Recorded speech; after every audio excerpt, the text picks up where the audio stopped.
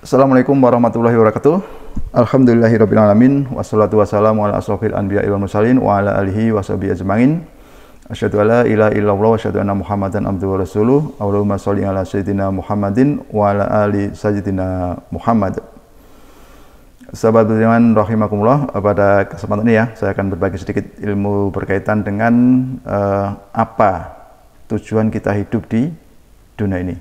Untuk apa kita hidup di dunia ini?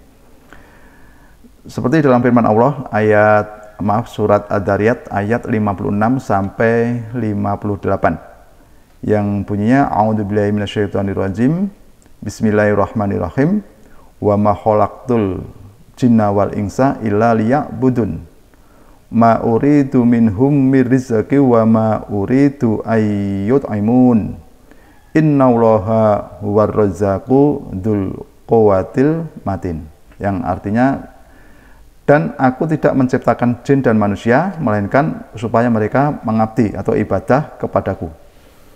Aku tidak menghendaki rezeki sedikit pun dari mereka, dan aku tidak menghendaki supaya mereka memberiku makan.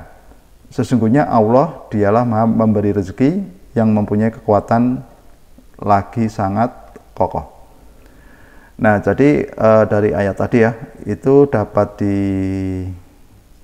ditarik garis merahnya, yaitu apa? Bahwa tujuan penciptaan manusia di dunia ini adalah agar mereka beribadah kepada Allah Subhanahu wa Ta'ala. Jadi kuncinya itu ya, bukan untuk bekerja keras sehari semalam, bukan untuk istilahnya berfoya-foya, bukan untuk menjadi pejabat, bukan itu. Tapi tujuan yang utama diciptakan manusia adalah untuk beribadah kepada Allah Subhanahu wa Ta'ala.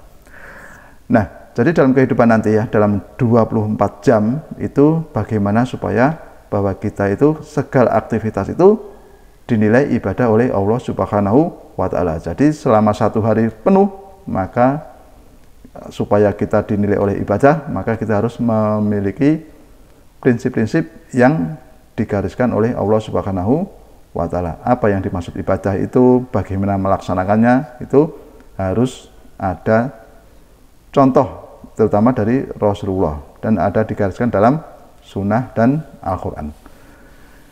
Sahabat beriman rahimakumullah, secara umum ibadah itu ada dua ya, yaitu ibadah mahdoh yang pertama, yaitu bahwa ibadah mahdoh itu adalah ibadah yang tidak bisa dilakukan secara sesuka hati, namun harus sesuai dengan prinsip-prinsip yang sudah ditetapkan oleh Allah Subhanahu wa Ta'ala.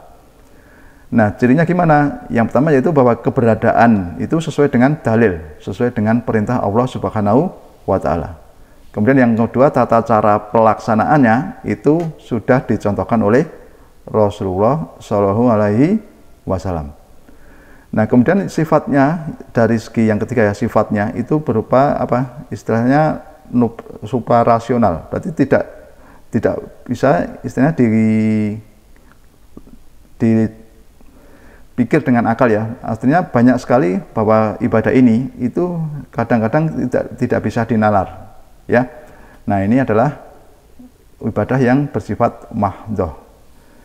Kemudian yang keempat itu apa? Cirinya yaitu dilaksanakan dengan asas ketaatan dan penghambaan seorang manusia kepada Allah Subhanahu wa Ta'ala. Itu yang inti dari ibadah mahdhoh. Berarti ini sifatnya adalah beribadah kepada Allah Subhanahu wa Ta'ala. Kemudian yang kedua yaitu bersifat ibadah muamalah. Nah, ini kaitannya dengan ibadah kita berkaitan dengan alam sekitar, dengan hubungannya dengan sesama manusia. Nah, intinya dari ini dari sifat ibadah ini, bahwa ketika kita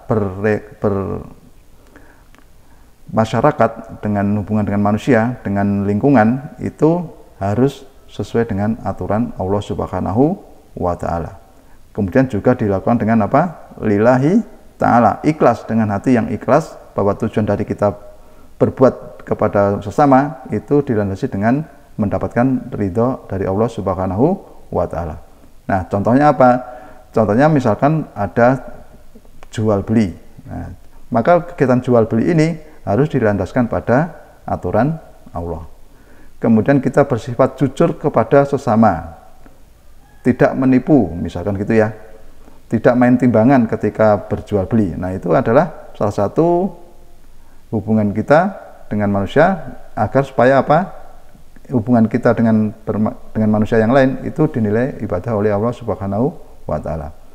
Misalkan lagi yang ibadah dengan sesama, misalkan menjenguk orang sakit, kemudian takziah kepada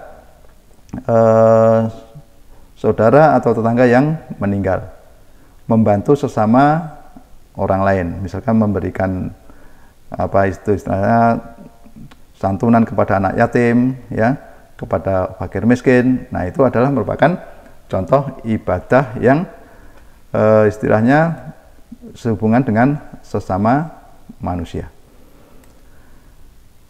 Sahabat beriman rahimakumullah. Nah, dari situ maka bisa ditarik kesimpulan ya, bahwa ibadah itu bukan hanya sholat saja, bukan hanya membaca Al-Quran, bukan hanya berzikir. Nah, tapi istilahnya ibadah itu bagaimana supaya dalam kegiatan sehari-hari kita itu dinilai oleh Allah Subhanahu wa taala sebagai ibadah, dan itu yang kita lakukan tidak dilarang oleh Allah Subhanahu wa taala.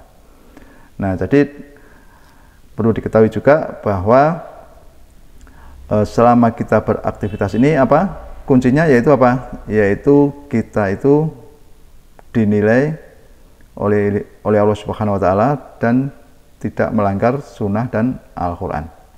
Nah, sahabat beriman rahimakumullah, demikian tadi ya yang dapat saya sampaikan sedikit berkaitan dengan ibadah. Tujuan kita hidup dunia adalah beribadah. Jadi kuncinya bagaimana supaya dalam 24 jam dalam keseharian itu ya, itu dinilai oleh ibadah oleh Allah Subhanahu wa taala. Jadi tidak sia-sia ketika kita melakukan aktivitas itu, tidak sia-sia. Kuncinya itu. Nah, misalkan kita setelah melakukan ibadah mahdhah, misalnya kita juga melaksanakan sholat wajib gitu ya, kemudian juga puasa, membaca Al-Quran.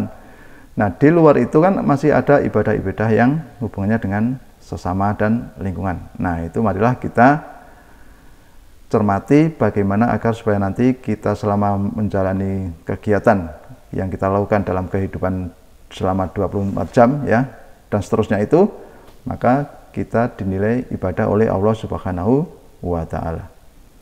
Nah, sahabat beriman rahimakumullah, demikian yang dapat saya sampaikan. Semoga bermanfaat dan kurang lebihnya saya mohon maaf. Assalamualaikum warahmatullahi wabarakatuh.